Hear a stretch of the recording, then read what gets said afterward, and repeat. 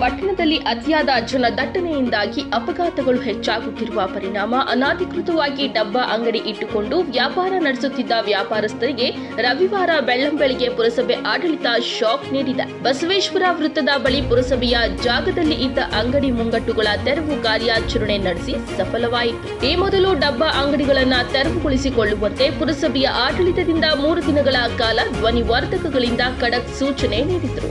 ವ್ಯಾಪಾರಿಗಳು ತಮ್ಮ ಅಂಗಡಿಗಳನ್ನ ತೆರವುಗೊಳಿಸಿಕೊಳ್ಳುವುದಾಗಿ ಕೆಲ ದಿನಗಳ ಅವಕಾಶವನ್ನ ಬೇಡಿದ್ದರು ಎನ್ನಲಾಗ್ತಾ ಇದೆ. ಆದರೆ 3 ದಿನಗಳ ನಿರಂತರ ವಾಹನ ಮುಖಾಂತರ ಧ್ವನಿವರ್ಧಕದಿಂದ ತೆರವು ಕಾರ್ಯಾಚರಣೆಯ ಮಾಹಿತಿ ನೀಡಿದ್ರು. ವ್ಯಾಪಾರಿಗಳು ಇದೆಲ್ಲಕ್ಕೂ ಕಿವಿಗೊಡದೆ ತಮ್ಮ ಕಾರ್ಯ ಮುಂದುವರಿಸಿಕೊಂಡು ಇದ್ರು. ಆದರೆ ಪುರಸಭೆಯಿಂದ 3 ದಿನಗಳ ಗಡುವು ನೀಡಿತು. ಗಡುವಿನ ಅಂತಿಮ ದಿನದಂದು ಯಾವುದೇ ಅಂಗಡಿಕಾರರು ಸ್ವಯಂ ಪ್ರೇರಿತವಾಗಿ ತಮ್ಮ ಅಂಗಡಿಗಳನ್ನ ತೆರವುಗೊಳಿಸದ ಹಿನ್ನೆಲೆ ಜೆಸಿಪಿಗಳು ಬೆಳ್ಳಂಬೆಳಿಗ್ಗೆ ಪಟ್ಟಣದಲ್ಲಿ ಘರ್ಷಣೆಯ ಮುಖಾಂತರ ತೆರವುಗೊಳಿಸಲಾಯಿತು. ಕಾರ್ಯಾಚರಣೆ ವೇಳೆ ಉದಯಕಾಲ ಪತ್ರಿಕೆಯೊಂದಿಗೆ ಮಾತನಾಡಿದ ಸ್ಥಳೀಯ ಡಬ್ಬಾ ಅಂಗಡಿಗಳ ವ್ಯಾಪಾರಸ್ಥರು, ಡಬ್ಬಾ ಅಂಗಡಿಗಳಿಂದ ಪಟ್ಟಣದಲ್ಲಿ ಜನದಟ್ಟಣೆಯಾಗುತ್ತಿಲ್ಲ. ದ್ವಿಚಕ್ರ ವಾಹನ ಹಾಗೂ ಅತಿಯಾದ ಭಾರವನ್ನ ಹಾಕಿಕೊಂಡು ಸಂಚರಿಸುವ ಟಿಪ್ಪರ್ಗಳ ಅವೈಜ್ಞಾನಿಕ ಚಾಲನೆಯಿಂದ ಅಪಘಾತಗಳು ಟ್ರಾಫಿಕ್ ಆಗುತ್ತಿವೆ. ಪುರಸಭೆಯವರು ನಮ್ಮ ಮೇಲೆ ಟ್ರಾಫಿಕ್ ರೂಲ್ಸ್ ಹೇಳಿ ತೆರವುಗೊಳಿಸುತ್ತಿರುವುದರಿಂದ ನಮಗೆ ತುಂಬಾ ತೊಂದರೆಯಾಗುತ್ತಿದೆ. ನಮ್ಮ ಸಂಸಾರ ಈ ಅಂಗಡಿಗಳಿಂದ ನಡೆಯುತ್ತಿದೆ.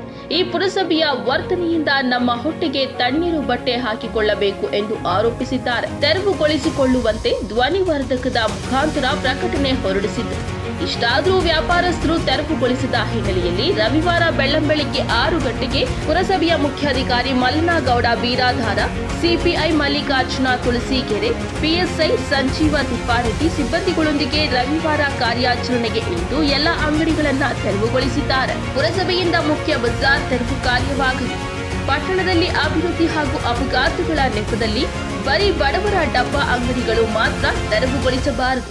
ಪಟ್ಟಣದ ಸಂಪೂರ್ಣವಾಗಿ ಬಸವೇಶ್ವರ ವೃತ್ತದಿಂದ ಕನ್ನಡ ಶಾಲೆಯ ಮುಖಾಂತರ ಗ್ರಾಮ ದೇವತೆಯ ಪಾದಗಟ್ಟಿ ಹಾಗೂ ಇಂದಿರಾ ವೃತ್ತದವರೆಗೂ ಮುಖ್ಯ ಬಜಾರ್ನಲ್ಲಿಯೂ ಮಾಸ್ಟರ್ ಪ್ಲಾನ್ನಂತೆ ತೆರವು ಮಾಡಿ ತಮ್ಮ ಗಟ್ಟಿತನ ಪ್ರದರ್ಶನ ಮಾಡಲಿ. ಅದು ಬಿಟ್ಟು ಶ್ರೀಮಂತರ ಅಂಗಡಿಗಳು ಇದ್ದಾವೆ ಎಂದು ಸುಮ್ಮನೆ ಬಿಟ್ಟರೆ ನಾವು ಎಲ್ಲ ಡಬ್ಬಾ ಅಂಗಡಿಗಳ ಮಾಲೀಕರು ಕೂಡಿಕೊಂಡು ಪುರಸಭೆ ಎದುರು ಪ್ರತಿಭಟನೆ ಹಮ್ಮಿಕೊಳ್ಳುತ್ತೇವೆ ಎಂದು ಹೇಳಿದ್ದಾರೆ.